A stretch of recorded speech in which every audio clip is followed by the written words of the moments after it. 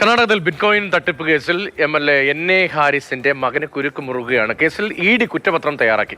മന്ത്രിയാകുമെന്ന് പ്രതീക്ഷിച്ചിരിക്കെ ഹാരിസിന്, അത് മുതിർന്ന നേതാവാണ്, വലിയ തിരിച്ചടിയാണ് മകനെതിരെയുള്ള ഈ കേസ് എന്നതാണ് രാഷ്ട്രീയമായ വർത്തമാനം. KB ശ്രീധരനുണ്ട്. ശ്രീധരൻ, ഈ കേസിന്റെ ഉള്ളടക്കം എന്താണ്? മന്ത്രിസഭയിലേക്ക് ഹാരിസിന് എത്താൻ കഴിയില്ലേ? ഇതിന് രാഷ്ട്രീയ മാനങ്ങൾ എന്നതിനുപരി വലിയ തട്ടിപ്പ് ഈ കേസിൽ നടന്നിട്ടുണ്ട് എന്നുള്ളതാണ് ഏറ്റവും പ്രധാനപ്പെട്ട ഒരു കാര്യം. അതായത് NA ഹാരിസ് ശാന്തിനഗർ MLA ആണ്, മലയാളിയാണ്. അദ്ദേഹത്തിന്റെ മക്കളായിട്ടുള്ള മുഹമ്മദ് ഹാരിസ്, ഫാറൂഖ് എന്നിവർക്കെതിരെയാണ് ഇപ്പോൾ കുറ്റപത്രം SIT സമർപ്പിച്ചിരിക്കുന്നത്. പ്രധാനമായിട്ടും ഈ കേസിൽ പറയുന്ന ഒരു കാര്യം, ബിറ്റ്കോയിൻ തട്ടിപ്പുമായി ബന്ധപ്പെട്ട്, അതായത് അനധികൃതമായി യൂനോ ക്യാഷിൽ നിന്ന് 60 ബിറ്റ്കോയിൻ ഹാക്ക് ചെയ്ത് തട്ടിപ്പ് നടത്തിയ ശ്രീക്കി എന്ന് പറയുന്ന ഒരാളുമായി ഇവർക്ക് ബന്ധമുണ്ട് എന്നുള്ളത് നിസ്സംശയം തെളിഞ്ഞിട്ടുണ്ട്.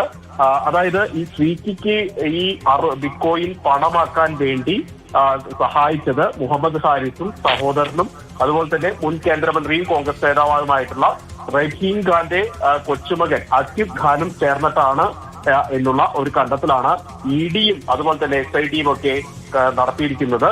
ഹവാല ഇടപാട് വഴിയാണ് ഈ ക്യാഷാക്കി, അതായത് ഈ പണമാക്കി ഈ നൽകിയത് എന്നുള്ള കൂടി ഒരു ആരോപണമുണ്ട്.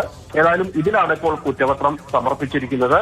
ED വ്യാഴാഴ്ച ഈ മുഹമ്മദ് ഹാരിസിനോടും സഹോദരനോടും ഈ ഹാജരാവാൻ വേണ്ടി സമൻസ് നൽകിയിട്ടുമുണ്ട്. ഏതായാലും ശ്രീക്കിയെ നേരത്തെ തന്നെ പോലീസ് കസ്റ്റഡിയിൽ എടുക്കുകയും ചെയ്തിരുന്നു. ഈ ക്രിപ്റ്റോ കറൻസിയുടെ മറവിൽ വലിയ തട്ടിപ്പ് ഇക്കാര്യത്തിൽ നടന്നിട്ടുണ്ട് എന്നുള്ള ഒരു കണ്ടെത്തലാണ് EDയും അതുപോലെ തന്നെ SITയും സംസ്ഥാന പോലീസും നടത്തിയിരിക്കുന്നത്.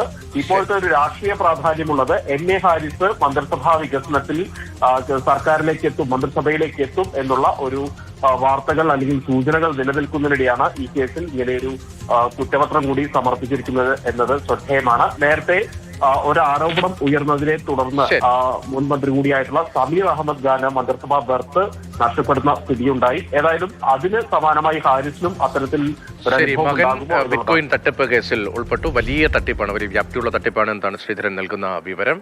അസാര്യത്തിൽ NA ഹാരിസിന്, മലയാളി കൂടിയാണ്, NA ഹാരിസിന് മന്ത്രിസഭയിലേക്ക് വരാനുള്ള സാധ്യത മങ്ങുന്നു എന്നതാണ് അതിന്റെ രാഷ്ട്രീയമായൊരു അവിടുത്തെ ഒരു സാഹചര്യം.